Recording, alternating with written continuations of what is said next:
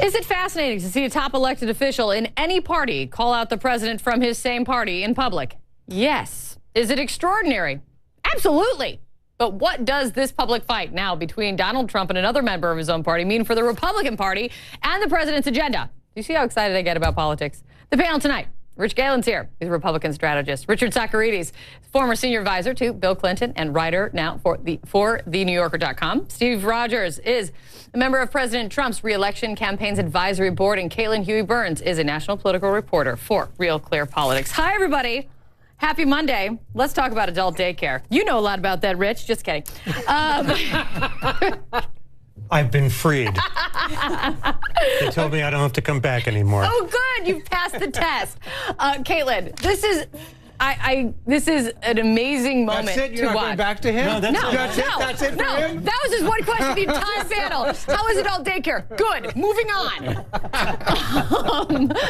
Does Donald Trump share his snack? The problem is good. that now that I'm at my age, potty training has a whole new meaning. Exactly. Seriously, Rich, we're not going there right now. Right. We're not going there right now. Anyway, back out of diapers. Start here. What is Bob Corker's motivation? Is it simply he feels unchained? I don't know if I believe that.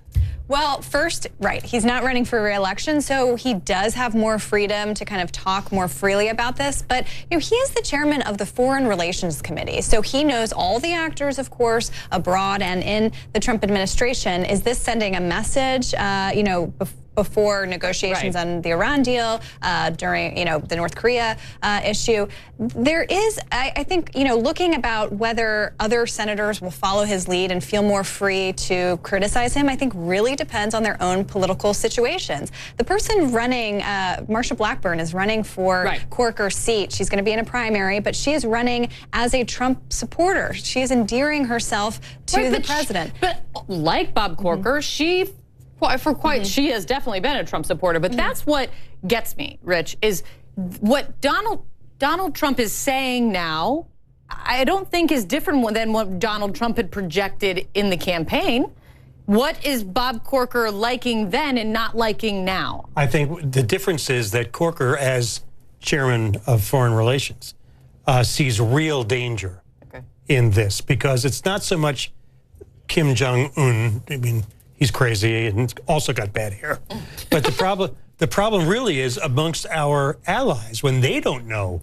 There's a line from Patton where George C. Scott is screaming, and somebody comes up and says, General, the men don't always know when you're acting and when you're serious. And George C. Scott says, it's not important for them to know. It's only important for me to know. Well, that's the way it is with our allies. They don't know when Trump is just kind of doing his showmanship act and when he's serious. So Bob Corker could cause the president some real headaches as his position. I mean, is his position as a Republican senator, tax reform, as his position on the budget committee with that coming up, as his position as the chairman with any kind of Iran consequence, sanctions, anything.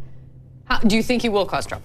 I don't think he will. I don't think he can. Kate, look, Bob Corker uncorked, if you will, a situation here where he comes from an establishment GOP that has done little or nothing to help John Q. Public. Look, we know he's a high-ranking member of Congress. Yes. People don't care about that. They care about their taxes. They care about their health care. Bob Corker is part of the team that is denying the president the ability to do his job. But it's the president's team, though. That is really switching trying to switch that around. Well, it's true, though. It's true. Let's just, though, I think we should really, all kidding aside, it's a very serious moment where you have the head of the Senate Foreign Relations Committee, a person of the president's own party, saying that saying that he is mentally unfit and actually perhaps about to cause World War III. Absurd. This is, whether it's absurd or not. That scenario when it's absurd. That's the ridiculous scenario. Because the head of the Foreign Relations Committee and a member of the president's own party is saying it, and because it represents the thinking of a lot of other people. He's not a psychologist. Just like Senator Corker said, it represents the thinking of a lot of other members of Congress who are living this every day. And, if you live this every day in Washington, you talk to a lot of people on both sides of the aisle who are very scared for the country right now. Scared, but Bob Corker is in the minority in who's speaking out. Do you think this... how do you think of this in terms of the impact, the real impact it has on on fellow Republicans? Do you see more Republicans speaking out? Do you see this as Bob Corker kind of putting some of his colleagues in the corner? Because now they're going to have to say, are you with Corker or with you not? Well, they don't have to do that. They always slide off this stuff. They're you know, every member of the Senate and the House was Mr. or Ms. Basketball. I mean, they know how to do this stuff. But I think what Corker does do, is it gives political cover to others who might either be retiring or not much care, or maybe just decide that, you know, so only, what do we have, 7 Republicans now running for re-election in the Senate in 2018. And Kate, if I may, with all due respect to my friend across the table, President Trump is not scaring the American people. He's scaring the living daylights out of the establishment GOP in the Congress. Because he's not. That's not the problem. He's scaring. I think he's scaring a lot of. Can I finish? Can I finish? Scaring a lot of people. I just want to finish my thought.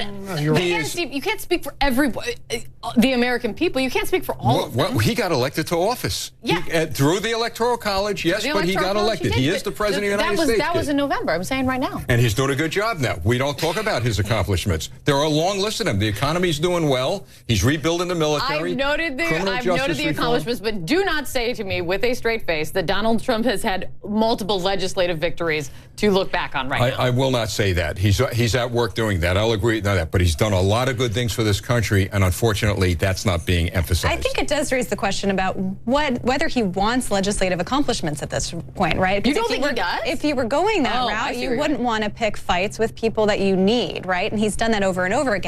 I also think these kinds of things provide a preview for 2018, for 2020. He knows how to run against the Republican Party, and he's done that. Can he successfully run against the Republican Party, though? I mean, he's part of the Republican Party right now. Right. He needs them to get something done. Doesn't he need a win? I think next year he is going to point to Republicans in Congress and say, look, these are the guys that are standing in the way of my agenda. And, you know, it's not truthful, right? I mean, Jeff Flake, for example, who he's going after, has supported most of what the president has wanted to do. It's the strangest form of triangulation I've ever seen.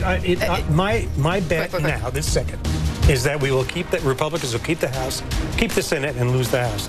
And then he's in trouble, because then the subpoena power goes to the And then it's going to get really weird. It's not weird enough in Washington. Not to mention the power to impeach. Oh, now I'm breaking that up. Richard, you just had to go there. Coming up, Vice President Pence walks out of a